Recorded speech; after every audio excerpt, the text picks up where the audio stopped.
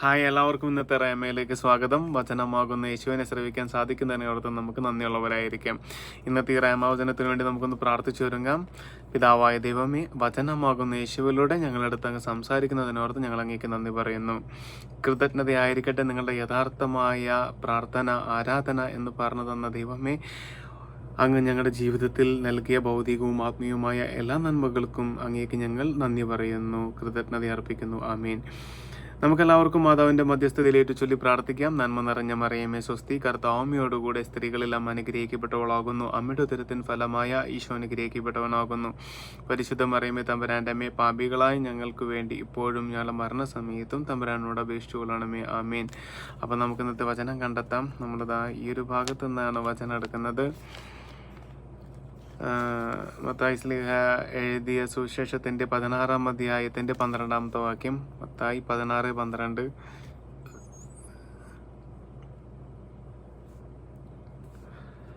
അപ്പത്തിന്റെ പുളിമാവിനെ പറ്റിയല്ല, ഫരിസയരുടെയും സദുക്കായരുടെയും പ്രബോധനത്തെ പറ്റിയാണ് സൂക്ഷിച്ചുകൊള്ളാൻ അവൻ അരുളി ചെയ്തതെന്ന് അവർക്ക് അപ്പോൾ മനസ്സിലായി. ഇത് നമ്മൾ പലാവർത്തി വചനഭാഗങ്ങളിലൊക്കെ ഞായറാഴ്ചകളിലൊക്കെ പള്ളിയിലൊക്കെ വായിച്ച് കേട്ടിട്ടുള്ള ഒരു ഭാഗമാണ്. ഫരിസയരുടെയും സദുക്കായരുടെയും പുളിമാവ് എന്നുള്ള ഒരു കാര്യമാണ്.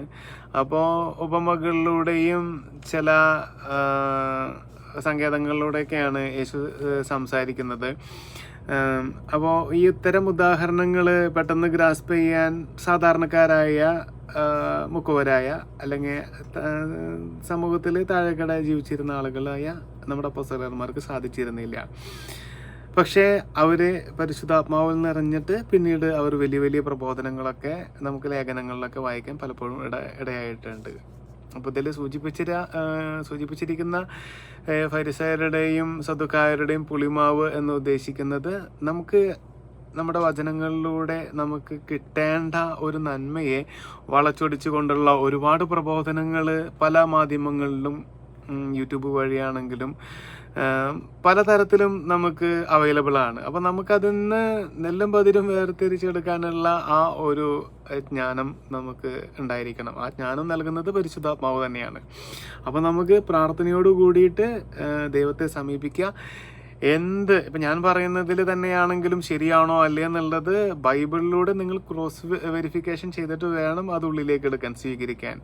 അല്ലെങ്കിൽ തെറ്റുപറ്റാം. പക്ഷെ ഒരുപക്ഷെ എൻ്റെ അറിവില്ലായ്മ നിങ്ങളിലേക്ക് ഒരു മിസ്ലീഡായിട്ട് എന്നിലൂടെ വന്ന് പറ്റാൻ സാധ്യതയുണ്ട്. അപ്പോൾ ഏത് പ്രബോധനം കേട്ടാലും നമ്മുടെ ബൈബിൾ വെച്ച് ക്രോസ് ചെക്ക് ചെയ്ത് വേണം അത് ഉള്ളിലേക്ക് എടുക്കാൻ. ദൈവം നമ്മളെ സമൃദ്ധമായി അനുഗ്രഹിക്കുന്നുണ്ട്. ആമേൻ.